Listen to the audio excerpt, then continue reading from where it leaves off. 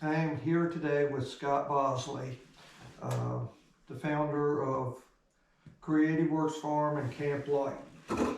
How you doing, Scott? I'm doing good. I guess the first thing we'd like to talk about is how this place come about. How did we end up with Creative Works Farm and Camplite? Well, long story, but I guess we try to make a short version of it.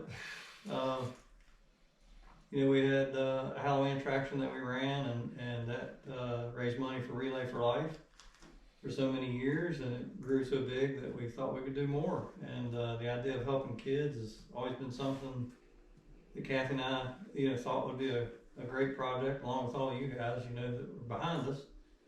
And so we started searching for a farm, and wanted to build a camp for children with special needs and at-risk youth.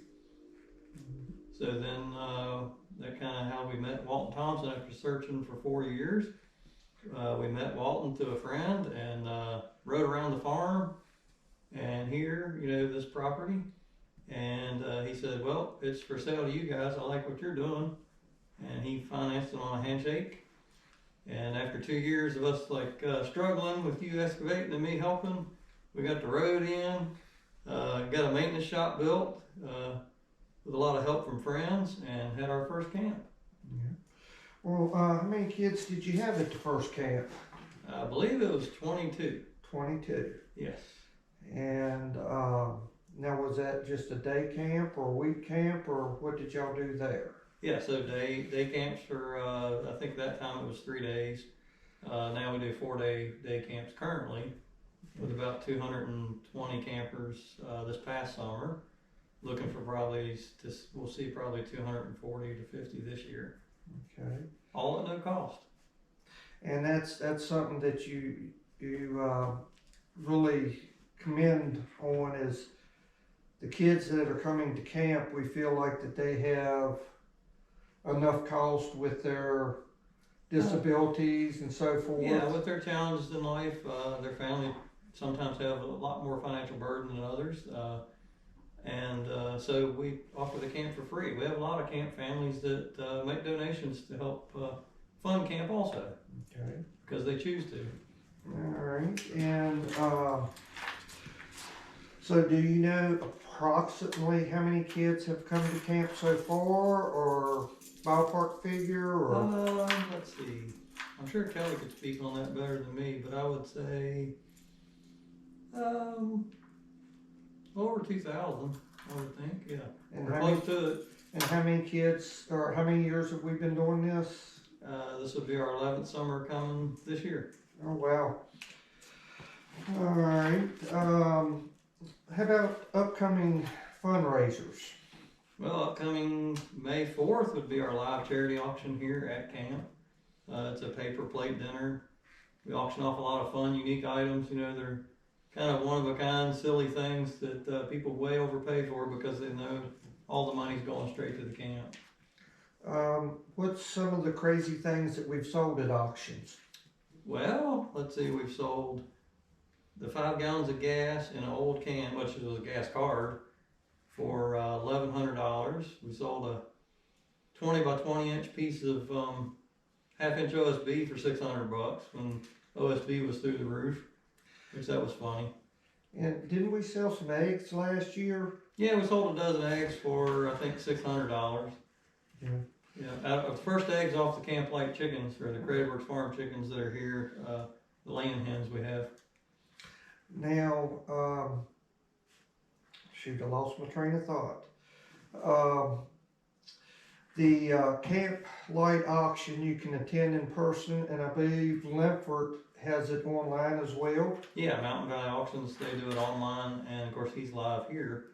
But the online, we have a lot of friends all over the country that support camp, and across the pond. Yes. Yes, our friend lives over in England. He actually does artwork that he submits every year, or donates to us to auction off, usually something very unique, and it's always a lot of fun, so we thank Paul for that.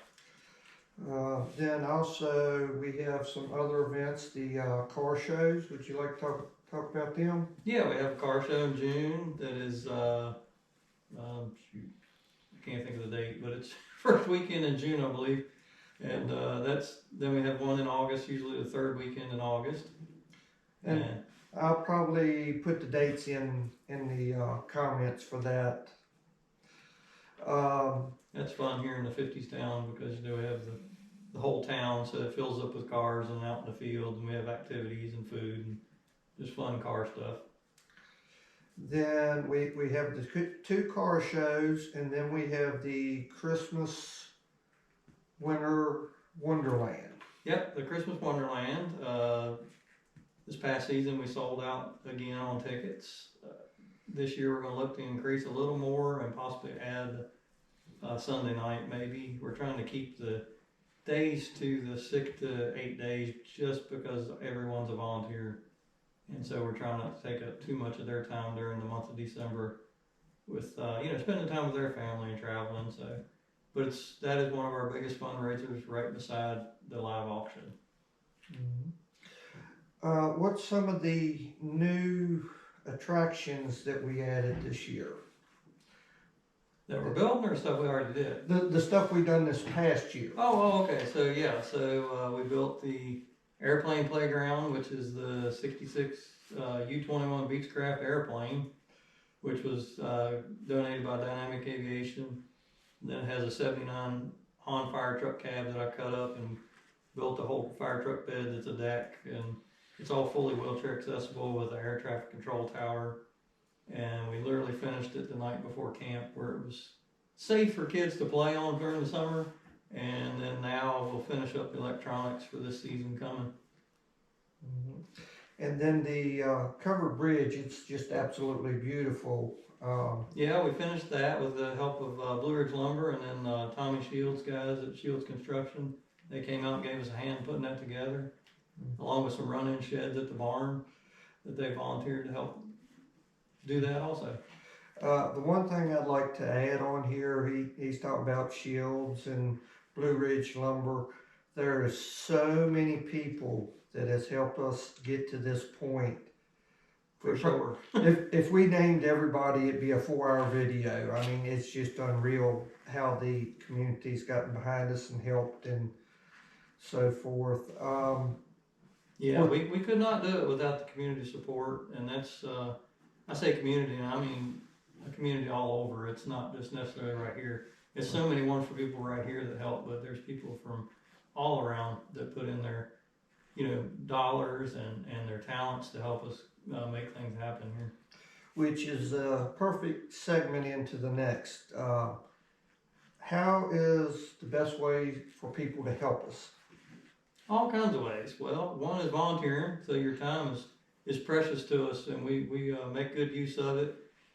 Volunteering, whether it's at summer camp, being a counselor, or someone that helps with activities during summer camp, someone that wants to help with maintenance, with mowing grass, painting, fixing things. Someone wants to help with building projects, with all the fun stuff, the crazy, silly things that I like to put together, the whole town, the playground with the airplane, and the Christmas Wonderland, has the Grinch's Fun House and the Santa's Workshop and all the fun, silly things that we build. And so we're always looking for creative people that want to be a helping hand with that. Even if they're not creative, we'll still take their help. I'm definitely not the creative one. I'm more like paint the wall white, but any skill set, especially with the Winter Wonderland, from programmers to decorators, people that want to volunteer, be part of the event, all that. Yes. From putting it together to being here tearing with it down, tearing it down. Yes, Scott would like lots of help. It makes it a lot easier, but we manage. But yes, always looking for that help. And then we're always looking we have an Amazon wish list where people can go online and buy things and ship it directly to us if they choose. Things that we use during summer camp or through events. Also products that we're looking forward to continue building out with companies that may be willing to, sell at cost or, possibly donate. And then of course cash, the money is what helps motivate and move. If we didn't have money donated, we wouldn't be able to build out and have more kids come. And of course the ultimate vision is the overnight stays. Well, we was talking about money, so that would transition us into the next big building project. Yes, that would be the dining hall, which is right at close to 5,000 square feet with a commercial kitchen. It'll have a full basement, and that will actually act as a storm shelter for in case of emergency during camp. But it will also have bowling lanes when it's completely finished. That will, be part of the overnight stay facilities. As we build out for that, we'll see close to 600 kids a summer from all over Virginia and all over the country. Yep. I'm going to go back to the fundraising. Mm-hmm. We had a gentleman that donated us tractors. Oh yes. With the fundraising, it's everything. We have people donate, like you said, tractors, school buses. We got a bucket truck, a couple minivans right now we're selling. My goodness, it's been land, Motorcycle. Yep, all kinds of stuff. So if you just have that item sitting around the house and you need to get rid of it and want a tax write-off. Yeah, it's a good tax deduction. Typically whatever the assessed value is you put on it, and that's what you can get for a tax deduction. Of course, speak to your tax accountant about that, but it's a great way to give. We literally just closed on some land where the money, that land was donated. The money from that sale will go directly into the capital campaign for the dining hall.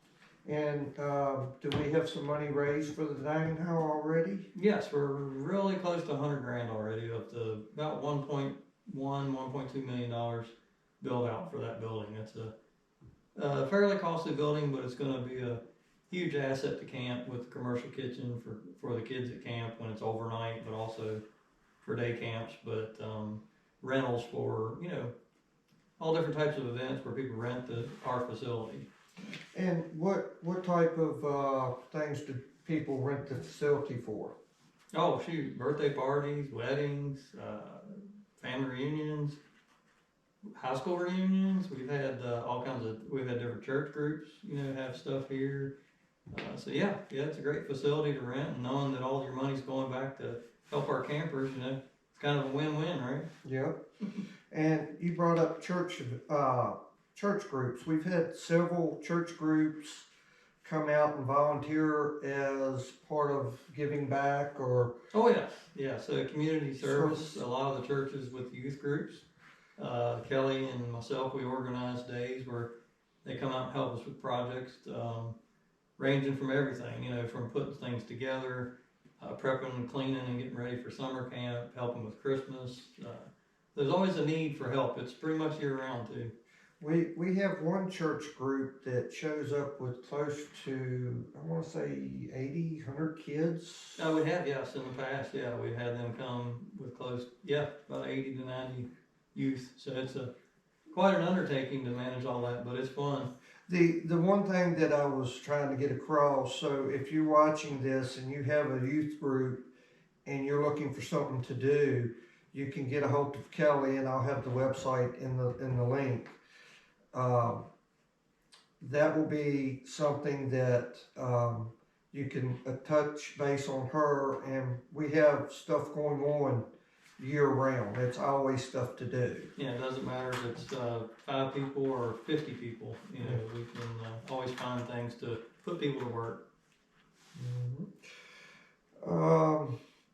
So talk about some new things that's coming this year you want trying to get done before camp opens. Well, before summer camp, wanting to build the relaxation station with the hammocks, and it'll have canopies over top to provide shade for the kids. Because we had some hammocks out last year, and some of the kids really loved them for a little bit of downtime, And so, it's for me, it just blows me away. You got kids running around here, but yet they're excited about laying in the hammock. It's just crazy. But kids like what they like. So Well, I expect we'd probably catch you in a hammock if he was up here. Oh, it's no doubt. You let me stay in for 5 minutes and I'm looking for a place to sit down. I'm not gonna deny that, but, Yeah, so that, we'll be doing a little work at the pond this year and cleaning up around it and, possibly putting a little bit better area to fish from. Maybe even digging out the pond a little, getting some of the junk out of it. And, which might be up your alley, right? well, we can try. That's right. So, but then, airplane playground, we're gonna finish up electronics like we were talking.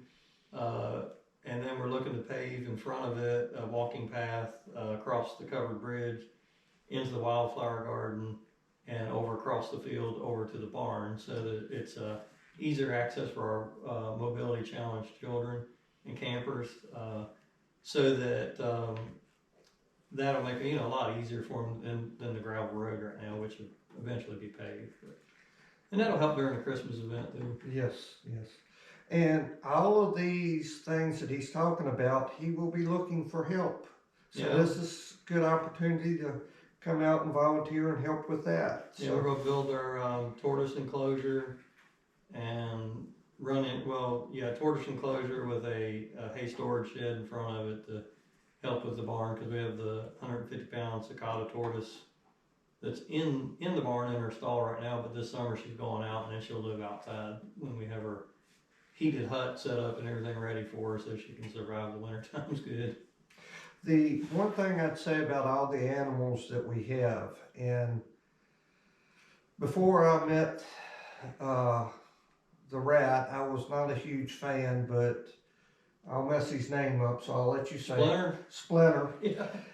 He is just a neat little character. He comes out and loves Oreos Cheerios. Well, he probably love Oreos too if we give them to him. Well, I I didn't. Yeah, that was my mistake. But he loves Cheerios, and is really a neat character. So yeah, the barn's a lot of fun with the campers, with the animals and the horses. The horseback riding is just always a big hit. For so many children, and we just love watching that part. And I'm gonna pick on you and you tell a story about. Let me make sure I pronounce this right. Immobile, nonverbal lady riding a horse. Yes, yeah, riding no saddle, and which is pretty neat because we were able to lay her down backwards and hold on to her. We have a buddy pad now that we have handles on, but we had to hold on to her, and she was just enjoying it and falling asleep, laughing and giggling, and had me tears rolling down my face because it was just so joyful to see her so happy. That was so cool. But so many wonderful moments like that on the horse, here at camp, and I think that's what builds so many special memories for our campers. And with her, that's what it takes, the people's support to help them make that happen, bring the magic during the summer. It's, a lot of times I try to get here in time, each day after the campers leave, they have a debriefing talking about the day's events and so forth, and I'm always like to get here and hear the stories of the day and the trials and tribulations and the good times, the bad times, and it's really neat just to hear everything about how the day went. So a lot of wonderful stories and silly fun, and then of course the things where we think we need to work on to improve to make better, better for the campers and the counselors. Yeah. But it's a work in progress all the time. Yeah. And like I say, just appreciate the community help and looking forward to having more people here helping us. Yeah, for sure. Yeah, you guys, if you've never been here, we have an open house on March, I think it's the 24th, but if you want to put that date in there. Okay. It's because that would be great. You can come out and see what we're doing. Look at what we're planning to do in the future, what we're doing currently, and maybe look at how maybe you can be part of it. And one point you brought up is the future. We're getting ready to build the dining hall, but what else are we going to build as the money comes available? We'll be building 6 cabins, 2 medical staff house buildings. It'll have an office, art building, a theater with an indoor stage, and then also a water park. It'll have a it'll have a zero entry pool with a lazy river, and it'll be built like, kind of like an amusement park. I mean, the plan is to make it, one of a kind of adventure when the kids get to spend the night here. Yep. So the plan is to have overnight stays then? Oh, for sure. That's been planned from day one, and at that point, we would be able to see 600 plus this summer, and then plus be able to offer spring and fall respite weekends where the families could actually come with their all of their children and spend the weekend here at camp and do the camp activities too. Well, that sounds really cool. Is there anything else that you'd like to add? Yeah, if the guys want to, go to our social media pages at Creative Works Farm and Camplite, and kind of like and share that and help us spread the word about camp. Well, that sounds great. And as always, like, subscribe, share, comment, and we'll see you on the next one.